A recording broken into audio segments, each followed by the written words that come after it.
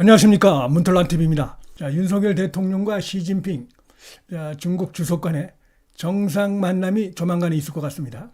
자, 이로써 국내의 좌파들, 민주당 세력들이 중국에 대해서 사대를 못해서 조공을 못해갖고 처져야하고 안달하면서 한편으로 윤석열 정부의 외교 정책을 비난하는 이런 이중적인 모습을 보여왔는데, 자, 윤 대통령이 역으로 보기 좋게 그들의 그런 의도를 갖다가 격퇴할 수 있는 이런 외교 일정이 거의 구체화되고 있습니다. 윤석열 대통령과 시진핑 중국 주석 간의 두 번째 만남이 지금 거의 성사가 구체화됐다, 이렇게 보면 되겠습니다. 다가오는 9월달 그리고 11월달 어쩌면은 올해 가기 전에 윤 대통령과 시진핑 간의 두 번의 만남이 성사될 가능성이 지금 상당히 커 보입니다. 열리는 G20 정상회의고, 그 다음에 11월달은 미국의 샌프란시스코에서 열리는 아페크 정상회의인데, 이 두 회의 모두 한국과 중국, 일본, 미국이 다 당연 참가국들이죠. 거기서 자연스럽게 윤 대통령과 시진핑 간에 지난해 이제 첫 번째 만남이 있었습니다. 올해 이제 9월 달에는 인도 뉴델리에서 G20 정상회의가 있고, 11월 달에 미국의 샌프란시스코에서 아페크 정상회의가 있는데 시진핑 참석할 겁니다. 또 참석할 수밖에 없는 국내 경제, 그다음에 정세 상황에 놓여 있습니다. 시진핑이 낡은 어떤 시대착오적인 이런 이념, 그다음에 독재 정치, 그다음에 이 중국의 어떤 우방국이라고 하면은 북한, 러시아, 아프리카 이런 나라들입니다. 주로 그런 나라들 갖고 나라가 제대로 운영되기 어렵고 나라 발전이 있을 수가 없는 것이죠. 거기다가 이제 그동안 서방 선진국들의 기술을 몰래 빼가지고 그거 갖고 장사를 하고 또 세계 경제를 갖다가 위협하고 이런 짓거리들을 중국이 해왔는데, 그다음에 국내에서는 극도의 자국 이기주의적인 이런 경제 정책을 펴고 하다 보니까 중국에 진출했던 많은 우리나라를 비롯한 세계의 많은 기업들이 다 빠져나가고 있습니다. 그리고 거기에 대해서 중국의 이런 패권주의적인 인도 태평양 지역에서 그런 도발을 시도하다가 최근에 한미일 3국 간에 단단한 공조를 이루었죠. 그래서 지난번에 캠프 데이비드에 대해서 만남이 아주 역사적인 그런 의미가 있는 만남이라고 볼 수가 있습니다.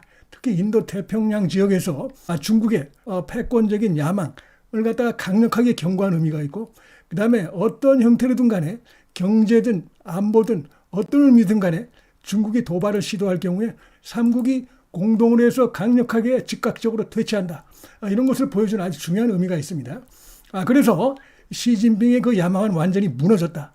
이번 특히 캠프 데이비드 회담을 해서 완전히 결정타를 맞았다, 이런 것이 전망이 나오고 있고, 그런 가운데 중국이 지금 어떤 자국 폐쇄적인 이런 독재적인 독선적인 이런 경제를 운영해 오다 보니까 그것이 이제 골문대가 여기저기서 지금 터져 나오기 시작해가지고 경제적인 문제 이런 것들이 지금 굉장히 심각한 상황이라는 것이고, 그것이 시진핑의 어떤 정치적인 지지 기반을 상당히 흔들고 있다, 이런 얘기까지 지금 나오고 있습니다. 그러다 보니까 지금 중국에서 시진핑이 먼저 손을 내미는 이런 양상들이 나타나고 있습니다.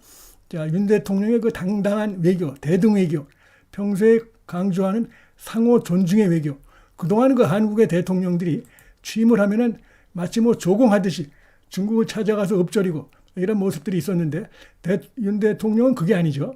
이제 한국이 많이 갔으니까 시진핑 네가 와라, 이런 모습을 분명하게 했고, 그다음에 사드 문제 가지고 트집을 잡고 이렇게 해왔는데, 윤 대통령이 취임하자마자 이 사드는 문재인이가 중국이 구체적으로 요구하지도 않은 것 같은데, 스스로 자원에서 구체적인 이런 약속을 한 것이기 때문에 이거는 즉각적으로 폐지한다. 백지화해도 외교상으로 아무 문제가 없다 그러면서 바로 폐지를 해버렸어요.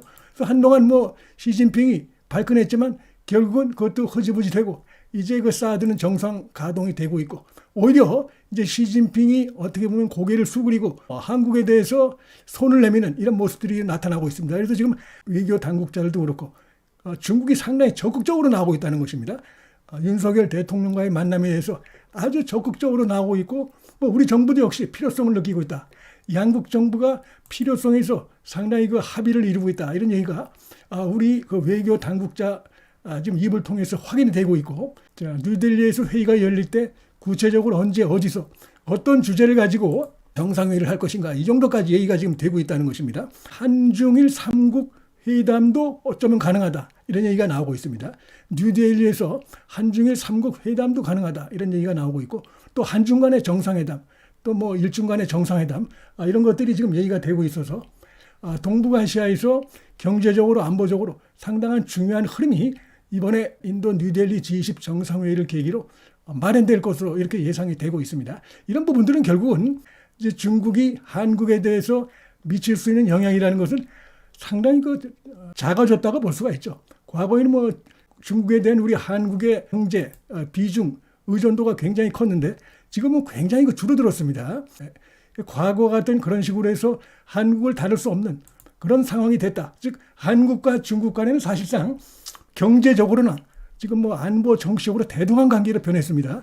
특히 윤석열 정부 들어선 이후로 그것이 좀 분명하게 드러나고 있다.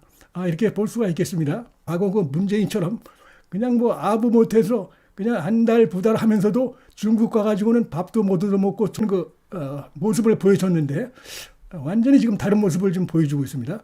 중국 정부가 한국을 방문하는 단체 관광객들을 이제 허용을 했죠. 유코들이 지금 굉장히 몰려들고 있는데 자, 이런 부분들도 결국 경제를 위해서도 한국에 대해서 뭐 문을 닫고 냉대하고 이래가지고는 자신들에게도 도움이 안 된다. 이걸 지금 중국 정부도 깨닫고 있는 것이죠. 물론 여기는 이제 다음 달로 좀 예정된 중국 그 항저우 아시안 게임 이것이 좀 흥행을 해야 되는데 한국과 일본이 관심을 보이지 않으면 항저우 아시안 게임이 성공할 수가 없습니다. 그런 점도 아마 상당히 작용했을 것이고 불안했을 것입니다. 지금과 같이 나가가지고는 안 되겠다. 경제적으로 한국과 일본과 계속 척을 지면서 이렇게 가가지고는 지금의 경제 상황이 더 어렵다. 그다음에 안보에도 도움이 안 된다. 이런 판단을 시진핑 정부가 했을 가능성이 높다고 보고 그래서 그런 자기들의 필요에 의해서 자기들의 아쉬움에 의해서 결국 6년 만에 뭐 한국이 뭐 적극적으로 요구한 것도 없습니다. 지금 중국에 대해서 자기들이 먼저 스스로 알아서 뭐 늦긴 했지만은 유코들의 집단 한국 방문을 갖다 허용하는 이런 것들이 나타난 것도 결국 지금 중국이 내부적으로 굉장히 어렵다.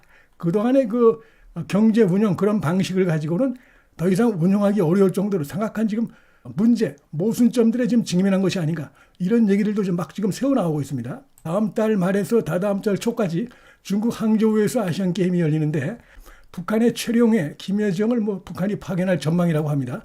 근데 지금 일각에서는 뭐 김정은이가 방송할 수 있다. 뭐 이런 얘기도 나오고 있는데 뭐 윤석열 대통령이 북한이 어떤 그 북한에 대해서 대화의 문은 열어놓는다. 이런 것은 분명히 그 윤석열 대통령도 가지고 있는 것입니다. 그래서 어쩌면은 다음 달 이 아시안 게임, 항저우 아시안 게임을 계기로 해서 한국의 뭐 수뇌부, 그다음에 북한의 수뇌부가 만날 가능성도 있다고 봅니다. 자, 이런 모습들 국내 지금 뭐 좌파 민주당 세력들이 윤석열 정부의 외교 정책을 비판하면서 중국, 북한하고 왜 이렇게 뭐 척을 지느냐, 문을 닫느냐 이러면서 비난을 하면서 사실상 은근히 속으로 이런 관계를 갖다가 지속되기를 바라고 있을 가능성도 있을 텐데 지금 윤석열 대통령이 그들의 그 속내를 다 꿰뚫어 보고 있는 것이고 중국과 우리가 무슨 뭐 척을 진다 이런 거 아니다. 북한이 어떤 대화의 뜻이 있다고 하면 언제든지 우리는 그 대화에 나설 용의가 있다. 그다음에 뭐 적극적으로 도와줄 건 도와줄 수도 있다. 이런 그 기본적인 원칙은 쭉 윤석열 대통령이 표명해 왔는데 이제 내년 4월이 총선거인데 지금 이제 올해 벌써 굉장히 급격하게 국제 정세, 특히 동북아시아 흐름이 바뀌고 있습니다. 말씀드린 대로 자 시진핑도 자기의 필요에 의해서 한국과의 그 윤석열 대통령과의 정상회담을 상당히 간절히 바라고 있다는 우리 그 외교 당국자 얘기가 나오고 있고 어쩌면 올해 2번 만날 수 있다 말씀드렸죠. 인도 뉴델리, 미국 샌프란시스코에서 2번을 만날 수 있고 자 윤석열 대통령의 외교가 무슨 뭐 극단주의로 그다음에 무슨 저 한미일 요 관계에만 청착하고 있다. 그렇지 않다는 것을 국민들에게 보여주는 최근의 일련의 흐름이 될 수 있겠다. 기대를 낳고 있다. 이런 건 이제 총선을 앞두고 바로 윤 대통령의 이러한 그 외교 정책의 깊은 뜻을 충분히 이해하지 못하고 좀 돌아서 있는 그런 유권자들도 꽤 있는데 지금 이제 서서히 그들의 어떤 인식을 좀 바꿔줄 수 있는 중요한 그 외교 일정들이 지금 줄줄이 지금 대기하고 있다. 이런 점에서 오히려 좌파들이 더 불안해할 수도 있고 중국이 적극적으로 한국에 손을 내밀어서 좀 만남을 청하는 이런 모습들이 지금 물밑에서 과거 그 문재인 정부 때보다도 윤석열 정부 들어서 한중 간의 물밑 대화가 더 활발해지고 있다는 것입니다. 이런 얘기가 나오고 있고 이제 북한도 이런 거 항저우 아시안 게임에 지금 대대적으로 보니까 선수단을 파견하고 뭐 최룡해, 김여정까지 또 보내기로 했다라고 지금 거의 확정된 것 같습니다. 그리고 일각에서는 김정은이가 뭐 여기 올 수 있다 이런 얘기도 나오는데 뭐 윤석열 대통령이 과거 좌파 정부처럼 보여주기 이런 건 하지 않겠지만 당당하게 뭐 필요한 부분이 있으면 도와줄 수 있는 건 도와주겠다. 이런 부분들 근본적으로 북한이 어떤 핵을 포기한다는 대전제 조건 하에서 그런 기본적인 정신은 윤석열 정부도 변함이 없다. 이런 것을 보여줄 수 있는 하나의 그 계기가 될 수 있지 않을까. 이런 생각도 들기 때문에 뭐 이렇게 되면은 지금 이제 총선을 앞둔 상황에서 윤석열 정부나 국내힘에는 지지도가 오를 수 있는 아주 중요한 외교 이벤트가 될 수도 있다고 봅니다. 문틀란 TV 여기서 마치겠습니다.